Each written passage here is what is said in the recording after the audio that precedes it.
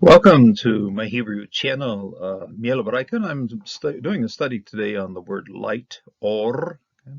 Find this all the way from Genesis 1, right at the start. And God said, let there be light.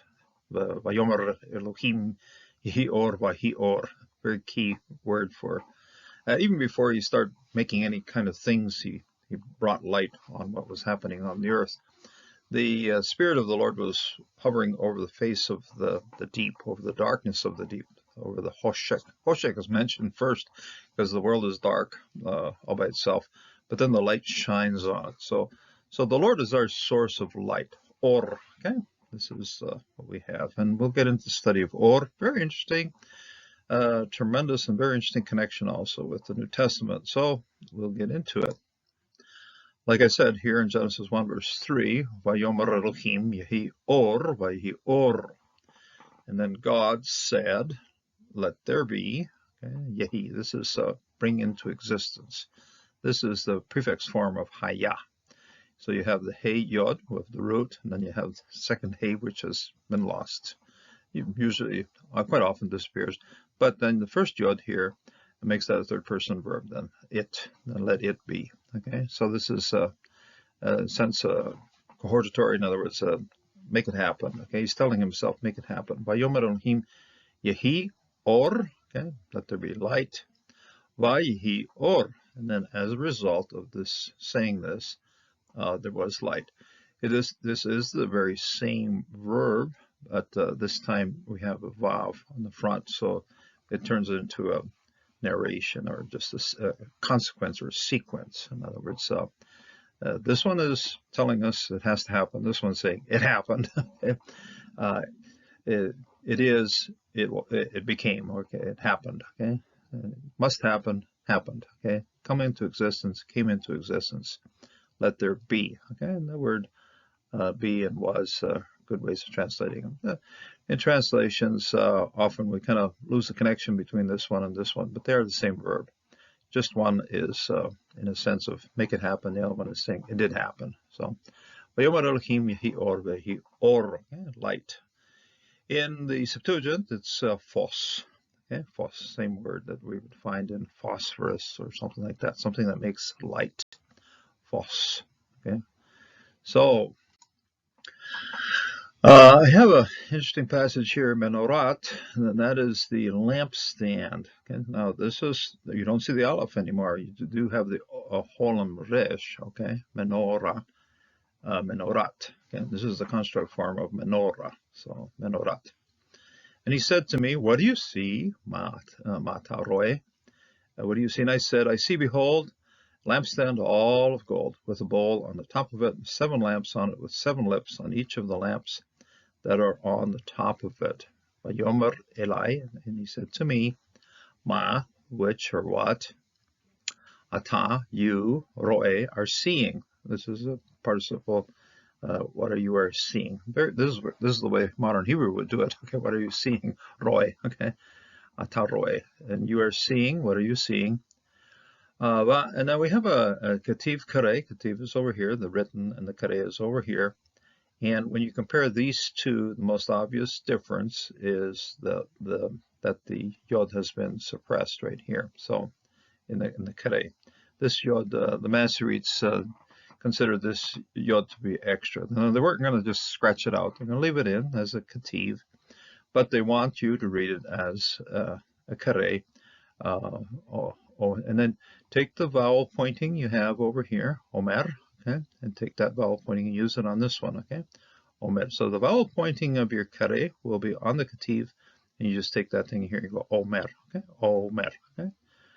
Omer. You keep the same, you keep the same vowel at the front here, okay? Omer. So Omer. And incidentally, you'll notice the accenting here has this one. But by the way, we can compare these two. These have exactly the same consonantal roots of this particular. This is a very common one, Vayomer. We even saw it in the previous passage, Vayomer Elohim. And this accenting here will be mil el, towards the front, towards the top. Okay? From the top, mil el. Okay. And then this accent here runs over down here. This is milra accenting. So milra accenting is going to tell you something a little different's happening here. And it's because you're not going to pronounce it the same as this thing. You're going to pronounce it omer. Okay, omer. Okay? The accenting then shoots down to the bottom of the end of this particular noun, omer. And then so what has happened here? You still have the same root, aleph mem resh and aleph mem resh. Here, the yod is giving you the third person singular prefix of this particular verb. Here, this yod is supposed to be, just take a look at the kare, no yod. This means there's nothing really indicating the person at this point, but the first aleph of the root, okay, amar, omer, the first aleph of the root is functioning there as the first person prefix form of this verb then. So, okay, see, this thing is getting double mileage here as an aleph, okay? So I said, and then I said, raiti. So this one is a prefix form of a verb, and this one's a suffix, okay? Raiti, I see. And I said, I see. Behine, and behold, menorat, zahav. And this is a lampstand of, and marat here is derived from menorah. Menorah. It is menorah as a construct, and it's derived from or as light, okay, and a lighting thing, okay. The mem here in the front turns this light into something that has a condition of being able to do something. You'll find that of menorah or things like that. So the mem has the ability to form a verb of something that's, or a noun of something that's going to do something. So menorat, something that lights up, okay, something lights up the lampstand. And the root, of course, is derived from or, okay, menorat, zahav, of gold, kulach, all around, all of it, kulach. And the antecedent of it would be this lampstand here of this suffix pronoun right here, kulach, gilach, and a plate, okay, a bowl. Gil, of course, is Gilgal or Galil, or is something that's round, okay, something that's round, and as a verb, it would be something that's spinning, but here's just simply that's round. So a round bowl, gilach, the same suffix, mapik here, as you have here, same thing here, gilach, a round plate, a bowl, al rosha, on the head of it, okay. This particular the suffix pronoun is carried through all the way through here. Kala, gila, rosha, okay. So it's and mapik tells us that it has a pronounced value, and it has it really strongly suggests that this is a suffix pronoun. So of it, of her, of it, around it, and then on top of it, on the head of it. Rosh, of course, is head.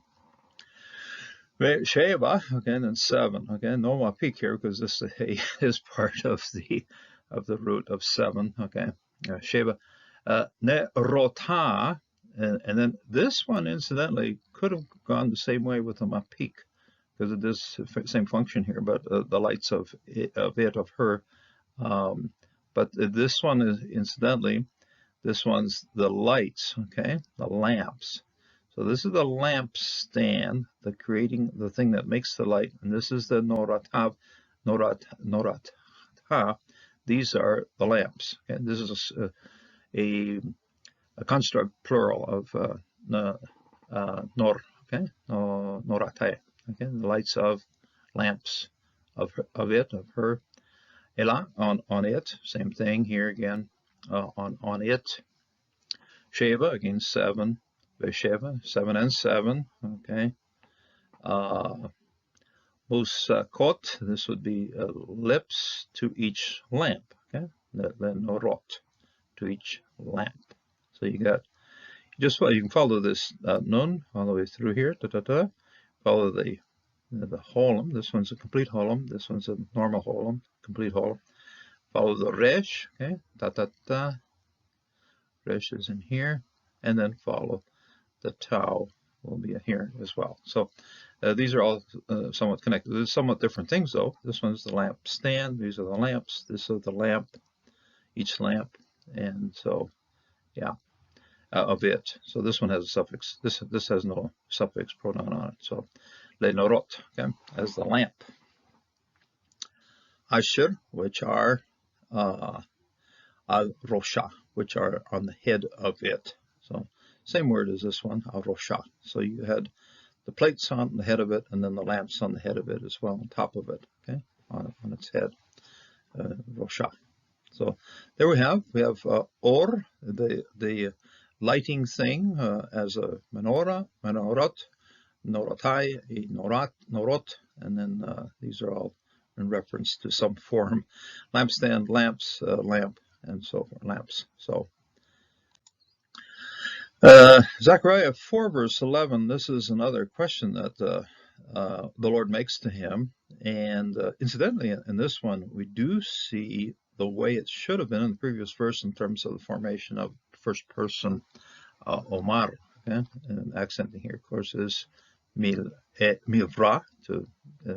If it would be a yomer, it would have been a milel accenting. But this is a milvra accenting. It gives us a good indication that we got something different here. And we do have this aleph here working then as the first person indication of this particular verb. It's I said, I say, I said, yeah, Omar. And these are both prefixed alephs here for, although this aleph is part of the root, okay? Va'anan, va'an, va'an. You got to keep 3 separate sounds here. An, an, yomar, okay, yomar, okay. We'll hit the accenting here at the end here for milra, indicating that this one is a little special setup. Get so used to saying this one in milel accenting that when you see it differently, it is a little bit of a struggle. Okay, Omar, and I said, elav, to him. Mashene, what are these two? Zitim, what are these two trees? Olive trees, Jitim, okay, these Hashitim. Article in the front here. Normal connecting of the article with Dagesh, and so Hashitim, Aela, these, okay, demonstrative pronoun here, and Al Yamim, to the right. Ha menorah. Okay, now the previous one you saw menorah as a construct. Now you do see it as just a normal noun right here. Ha menorah. Okay, ha menorah. As an article on the front of it, but ha menorah, the lampstand. Ve'al shmola, shmola. Accenting also here at the way far end, milra. Okay, shmola. This is Yamim is the right, Shmona is to the left. You can even consider this as a directional hey towards the end here. Although it's quite possible just to think of it as a suffix pronoun and reference back to menorah. Okay, okay. Probably consider it better the left of it. Okay, left of it. Consider this one a suffix pronoun. And we're going to connect now with ehye, okay? Ehye. This is the first person singular I am. And it's used in the Old Testament as simply I am he, or I am this, or I am him, so. But here in Exodus 3 verse 14, when Jehovah is speaking to Moses and says, Moses asks, hey, when I get back, what's your name? What should I say to the elders? What must we call you? And God says something very enigmatic, but it's very profound. I am. That means I'm the one who exists, and I bring into existence. I am. Haya means to exist or to be, and it's I that exists. Because I exist, everything else exists. So, I also take this one as a great use for defining how we're going to pronounce the divine name, because divine pronunciation of the divine name has been lost over time because of the substitution of the Katif Kare. But this one is Ehyeh. We do keep it here. Ehyeh. Okay, this is Eh. So just I've settled basically on Yehovah, which I consider probably the closest, but Ehyeh, and this is I am. God said to Moses, I am who I am. And he said, say this to the people of Israel, I am has sent me to you. So the word Ehyeh, translated into Greek as ego eimi, in the Septuagint versions of the Old Testament, made about 200 years before Christ. Ehyeh, ego eimi, is the Greek version, the Greek way of saying this, Ehyeh. Vayomer Elohim al Moshe, Ehyeh asher Ehyeh, Vayomer ko tamar le bnei Israel, Ehyeh shelacheni alechem. So Tomar, called Tomar, and this is accenting shot right off to the end here. Say thus, you must say this. This one has a normal, milel, I'd say normal for this particular prefix form. Milel, accenting this one is, of course, run off to milra. So, V'tomer Elohim al Moshe, Ehyeh, okay? I am who I am, okay? So when you say the word Ehyeh, or when you say the word egomin, that is a reference, that is a direct connection with the divinity. That's Jehovah. That's who that is. That's who's sending Moses. That's who's getting sent back to Egypt. And anytime anybody's going to use this Ehyeh in this way, shape, or form, there are times it's used in just a very normal I am. Find it even in the book of Ruth. Find one occasion of Ehyeh. I am just a servant girl when Ruth is talking. At that point, she is not equating herself to Yehovah, but is just simply being herself. So it can be used as yourself, but in certain contexts, saying Ehyeh equates you, puts you right up beside Jehovah. So it's one of these words you're going to be using with a lot of meaning. In the New Testament, Jesus and his teachings, especially in the book of John, there are numerous occasions in which he goes ego eimi, and this ego eimi is very much a translation of Ehyeh. The Jewish people, every time they heard this, they were upset. They went, "Oh, how can that be?" And part of it comes from what we see in Greek here, ego. This is egotistical. You go, wow, it's either true or the person is really pumping himself up when he says it this way. He's equating himself to Jehovah when you say ego eimi in this way. And especially when you're starting to connect some of the works or attributes of Jehovah, and especially in this case here, it's false, and it's the light. So Jesus, and again, Jesus spoke to them saying, I am. I've put this in uppercase letters so that we can sort of emphasize the fact that he's using a term that's used for Jehovah. Okay, and so when he said it in this way, he's equating himself to Jehovah. He's saying, and Jesus, I and the Father am one. He understood it that way. So when he used I am, he was thinking very clearly of Ehyeh. I am, okay? I am is the one who is sending me, okay? So I am the light of the world, okay? Phos. I am the light of the world. Whoever follows me will not walk in darkness. The world, morally speaking and ethically speaking, is a world of darkness, deep darkness, just profound darkness. But whoever is following the Christ, following Jesus, but that person will have the light of life. Okay, will have phos.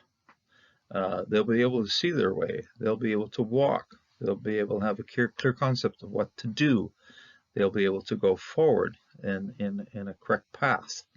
They'll be able to do things that honor the Lord. And it means walking, and that's what Christian life is, a steady walk with the Lord, The Lord indicates to us what we must be doing, teachings through the New Testament, through the Old Testament, through the Scriptures. One of my favorite passages, of course, is from the Psalms. Your word is a light to my path. Okay, that's 119 verse 105. So, a very beautiful, beautiful, beautiful passage that tells us, how we're going to be walking. So, your word is a light to my path. So anyway, walk in the light. Walk in obedience to Christ. When Christ says "ego eimi," he means, hey, the Lord has sent me in a very clear way to teach these things, and when you walk that way, things will go well in obedience to God. So tremendous invitation that Jesus makes, and the Jewish people who were around him really had to decide. They said, "Wow, this guy is either, extremely egocentric, egotistic. How can he equate himself to God?" Some of the other passages where he's speaking about ego eimi or I am, the Jews are picking up rocks to throw at him. But this always brought on a lot of questions. Just get over here to John 8 and the following verses, and the Jews are all running this back and forth, up and down, all over the place, trying to figure it out.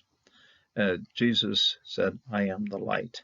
And when we are the light, whoever follows him will not walk in darkness, but will have the light of life. In other words, this is something Jesus shares with us, and we must also then share with others. In other words, if we don't take our light and hide it under a bushel, we let it shine out on a lampstand.